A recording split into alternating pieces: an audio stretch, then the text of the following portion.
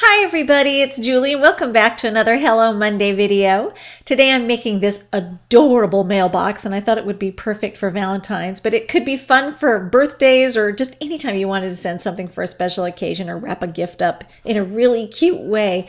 And I'm going to be using the Lifestyle Crafts 3D mailbox die. It is just so fun. And this is a very long die and it is about 6 inches wide. So I wanted to make sure that I got all my pieces from one single sheet of metallic cardstock instead of cutting into two. But that piece does need to be 6 inches wide. So in order to accommodate all the pieces on one single sheet, I went ahead and taped them down with some washi tape because I knew I could remove that later. And then I'm just going to use my ruler. This is a Tim Holtz ruler with a metal edge and my craft knife to go ahead and cut those away. And that way I won't end up wasting a whole nother sheet of cardstock just to get those other two little pieces that I need to put the whole box together. So I'm just going to trim away some of the excess right here. And that'll make it very quick and easy to go ahead and run through the big shot. So I'm going to be putting this die because it is kind of long.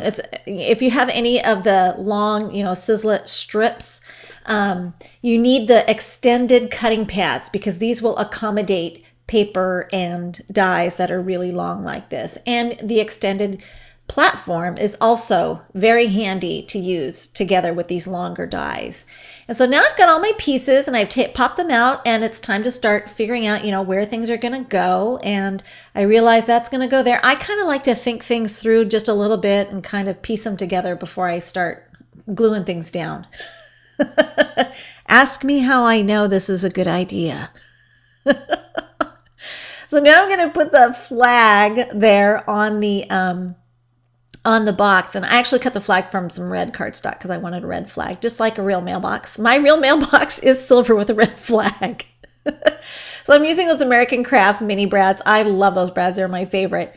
And now I need to start assembling things. Now you want to use a really good, strong adhesive for putting these kinds of boxes together because there's going to be a lot of tension on them. And this is a very heavyweight cardstock. So I'm using the Be Creative tape and I'm just using a 1/4 inch wide tape. And I'm going to go ahead and crease the fold lines there on the perfs that are already there, part of the die. And then I'm going to fold those tabs up on the back side. And I'm just getting everything pre-folded, ready to go, and going to put some adhesive on it. And that piece is going to go right there. And I'm going to put the flap on the inside. So I'm going to make sure that I put my adhesive on the right side of the flap that's going to go into the mailbox. So I'm pretty sure, yep, that's where it's going to go. So I'll just make sure I've burnished that down really well. And then I'll go ahead and remove the liner paper and line that up. It's easier for me to see if I flip it over so I can see how those are lining up. So I've got it flipped over. And as you can see, there's my front and my back, and it's all starting to come together. And the body is going to curve over the top and get adhered to that other side of the bottom. But before I do that, I want to go ahead while everything is flat and continue putting adhesive on those little tabs right there that are going to get glued inside the mailbox so that you'll have a nice seam and they won't show. So I also need to put the handle together. So I'm going to also put a piece of Be Creative tape there on that tab. Now, they didn't really mark on the die where you want to put that, so it's kind of up to you what you want to do. And I had an idea in mind, so I wanted to make sure that I had enough clearance depending on where I positioned it. So I wanted to kind of fold it over to make sure I wasn't positioning it too low where I glued it. And I didn't glue it all the way down. I just put it along that bottom edge because I wanted it to have a little bit of give, just like my real mailbox would have. You know how it kind of creates a little tension and it pops in and pops out. So I just wanted it to look like that. I don't know why. I'm crazy that way. Now when I put this together I did actually do a test run on some scrap cardstock to make sure I was getting my assembly all correct. And I actually put that seam right there on the inside of the box. But then when I went to put the back side in, I noticed that it actually created too much gap. And so I needed to create a little bit tighter, a tighter opening for those flaps to go inside because it was just too loose when I put it on the inside. So that's why I glued that bottom flap on the bottom of the mailbox on the outside of the box instead of on the inside. And now to put these inside, I just folded them all inward after I removed the adhesive, and then they were already inside the back side of the mailbox, and I could just pinch them together with my hands and just get down in there and just pinch them all very tightly against the body of the mailbox. And there it is. It's all almost finished. And I thought, okay, now I want to have it open and close. I want that door to stay closed, but I also want it to be very easy to open. So I decided to use some basic gray magnetic snaps. These are so fun and great for projects like this.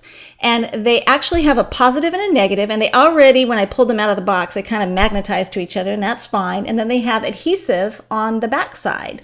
And they are marked so that you know how they go together.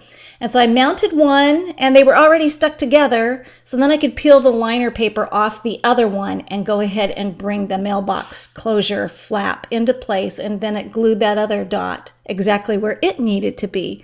So now I'm just making sure everything is very firmly adhered, and I can open and close my mailbox very easily. And then I thought it would be fun to make a little tiny Valentine to go inside the box with whatever treats I'm going to put in there. So I just got one of those glassine envelopes. I'm totally into the glassine envelopes these days. And I made a little card just to match the dimensions out of a scrap of white linen cardstock that I had in my scrap bin. And I'm using some archival red and a great set called Love Always Wins by Allie Edwards for Technique Tuesday. And I'm going to go ahead and put some hearts. You can't see the score line, but I already scored the card in half so that it will fold up and go inside that envelope. And I didn't get really fancy. I just want to do something really quick and simple. And I'll just crease that fold line and tuck it inside my little glassine envelope. I was futzing around a little bit there with it. And then to keep my envelope closed, I'm playing with this Shape-n tape. This is actually like full sheet washi tape. It's like 6 by 12. And it has all these different patterns, and it comes in different colors. And you can cut it to size, and you can die cut it. You can cut it with your scissors. You can trim it down into strips if you want. And I thought it would be fun to color it with my Copic markers to get a custom tint. So I'm just taking some like lipstick red, and I'm using my tweezers to hang on to it, because even though it's alcohol ink, it is going to take a little bit to dry. And one thing I learned was don't oversaturate with the Copic marker, because it will take longer than you think to dry. So I was getting ink off onto my fingers, and I think it's because it's down on the surface against the liner paper, so it hadn't completely evaporated yet. So I had to blot it a little bit to speed things up. And now I'm going to tear it just like it is like washi tape. It tears like washi tape, and so it behaves in every way like washi tape, but it's like a full sheet. It's really fun stuff, and I'm going to have fun playing with this. And then I'm just going to go ahead, and I used an X-Acto knife to separate the tape from the liner paper, because I couldn't get it with my fingernails. Too clunky. So there you go. You have a cute little note card to go inside. And isn't that just adorable?